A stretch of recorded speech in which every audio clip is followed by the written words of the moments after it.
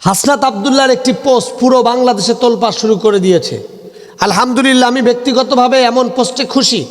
কারণ হলো, যারা দেশ ও জাতিকে পরিচালনা করবে, যারা নিজেদেরকে মুসলমান দাবি করবে, তারা কোরআন থেকে উদাহরণ দিবে, এটাই বাস্তবতা।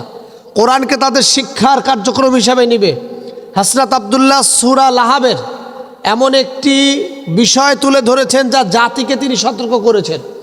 অর্থাৎ সূরা লাহাব সম্পর্কে তিনি বলতে গিয়ে বলেছেন, আল্লাহ তাআলা আবু লাহাবকে কেন ধ্বংসের দোয়া করেছেন, কেন তিনি অভিসম্পাদ দিয়েছেন।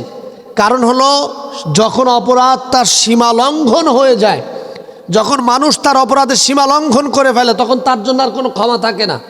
হাসনাত আব্দুল্লাহ সেটাই বোঝাতে চেয়েছেন যে আল্লাহ তাআলা গফুর রহিম, ক্ষমাশীল, বড় বড় গুনাহকে আল্লাহ তাআলা মাফ করে দিয়েছেন। কিন্তু আবু লাহাবকে কেন আল্লাহ তাআলা ক্ষমা করলেন এবং তার ব্যাপারে কোরআনে আয়াত নাজিল করলেন? দেখুন, রাসূল আকরাম সাল্লাল্লাহু আলাইহি ওয়াসাল্লাম, আল্লাহ তাআলা তাকে যখন নবুয়ত দিয়েছেন, তখনই তিনি সকলকে দাওয়াতের পারমিশন আল্লাহ তাআলা দেন নাই।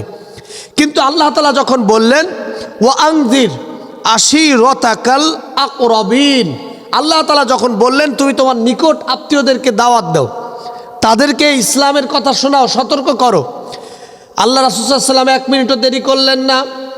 ওই সময় মক্কার নিয়ম অনুযায়ী তিনি সাফা পাহাড়ে উঠে গেলেন, সেখানে দাঁড়ালেন, যত গোত্র আছে সকল গোত্রকে বিপদ সংকট দিয়ে ডাকলেন, সব গোত্রেরা উপস্থিত হলো। রাসূল সাল্লাল্লাহু আলাইহি ওয়াসাল্লাম তাদেরকে প্রত্যেক গোত্রকে ধরে ধরে সতর্ক করলেন, তোমরা জাহান্নাম থেকে নিজেকে বাঁচাও। এমন জটিল সমীকরণ এবং শ্রেষ্ঠ কথার সময় হঠাৎ করে আবু লাহাব দাঁড়িয়ে গেলেন, দাঁড়িয়ে উল্টা রাসূল সাল্লাল্লাহু আলাইহি ওয়াসাল্লামকে দোয়া করলেন যে তুমি আমাদের সময় নষ্ট করেছো, তোমার উপরে ধ্বংস হোক, তুমি ধ্বংস হয়ে যাও, তোমার উপর অভিশাপ। আল্লাহ তাআলা 1 সেকেন্ডও লেট করলেন না, সঙ্গে সঙ্গে জিবরাইলকে দিয়া উল্টো রাসূল সাল্লাল্লাহু আলাইহি ওয়াসাল্লামের পক্ষে জবাব দেওয়ার জন্য আল্লাহ আয়াত নাজিল করলেন। আল্লাহ তাআলা বলেন, তাব্বাত ইয়াদা আবি লাহাবি ওয়া তাব মা আগনা আনহু মালুহু ওয়া মা কাসাব সায়াসলা নারান যাতা লাহাবি ওয়া ইমরাআতু হাম্মালাতুল হাতাব। আল্লাহ তাআলা প্রথম 3 আয়াতে আবু লাহাবকে বদদুয়া দিলেন, ধ্বংসের কথা বললেন। পরের 2 আয়াতে তার স্ত্রীকে ধ্বংসের কথা বললেন। আল্লাহ রাসূল সাল্লাল্লাহু আলাইহি ওয়াসাল্লামকে সঙ্গে সঙ্গে তার পক্ষে জবাব দিলেন। অর্থাৎ এই আবু লাহাব রাসূল সাল্লামের আলোচনার মধ্যে রাসূল সাল্লামকে অপমান লাঞ্ছিত করে একটু অনুশোচিত হয় নাই, তার ভিতরে কোনো অনুশোচনা তৈরি হয় নাই। হাসনাত আব্দুল্লাহ রাসূল সাল্লামের হাদিস নকল করে বলছে, আজকে যারা দীর্ঘদিন যাবৎ মানুষকে কষ্ট দিয়েছে, মানুষের ঘরবাড়ি লুট করেছে, মানুষকে শান্তিতে ঘুমাতে দেয় নাই, মানুষ দেশের টাকা চুরি করে, লক্ষ হাজার কোটি টাকা চুরি করে দেশ থেকে পালিয়েছে, যারা মানুষকে বিভিন্ন সময় অন্যায়ভাবে অপরাধভাবে যারা ন্যস্ত করেছে, তারাই একবারের জন্য যদি অনুশোচিত না হয়, অনুকম্পা না হয়, তাহলে তাদের ক্ষমা করে কী লাভ? অর্থাৎ আপনি যখন কোনো অপরাধ করবেন, যদি অনুশোচিত না হয়, আপনি যদি প্রতিশোধ পরায়ণ হন, অর্থাৎ এখন সময় ভালো যাচ্ছে না, সময় কিন্তু ভালো হবে, একদিন ঠিকই ভালো হবে, মনে রেখো, দেখা হবে।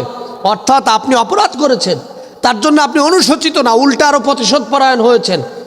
হাসনাত আব্দুল্লাহ বলছে তারা ক্ষমার অযোগ্য, এটা রাসূল সাল্লাল্লাহু আলাইহি ওয়াসাল্লাম বলছে তারা ক্ষমার অযোগ্য। বাস্তবে হলো, যেই হোক না কেন, যে নেতা, যে ব্যক্তি, যে মানুষ, যে আলেম, যেই হোক না কেন, যদি অপরাধ করে অনুশোচিত না হয়ে আরও প্রতিশোধ করে, ওই অপরাধকে প্রতিষ্ঠা করতে চায়, আসলেই তাকে ক্ষমা করা যায় না।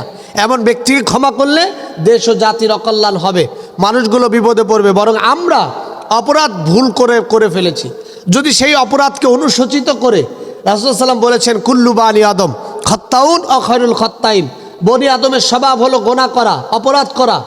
অতঃপর আত-তাওয়াবুন, সে যদি ফিরে আসে, অনুশোচিত হয়, তওবা করে, আল্লাহর স্বভাব হলো ফাগফির লাহু, আল্লাহ মাফ করে দেন। সুতরাং আমরা যদি অনুশোচিত হয়ে ফিরে আসি, আল্লাহর রাস্তায় ফিরে আসতে পারি, আমার বিশ্বাস বাংলাদেশের পরিবর্তন হবে, মানুষগুলোর পরিবর্তন হবে। আসুন, দল মত নির্বিশেষে আমরা কোরআনের আলোকে নিজেদেরকে সাজানোর চেষ্টা করি, যা ভুল করেছি আল্লাহর কাছে ক্ষমা চেয়ে এক নতুন বাংলাদেশ গড়ার আল্লাহ তাআলা আমাদেরকে তৌফিক দান করুক, আমিন।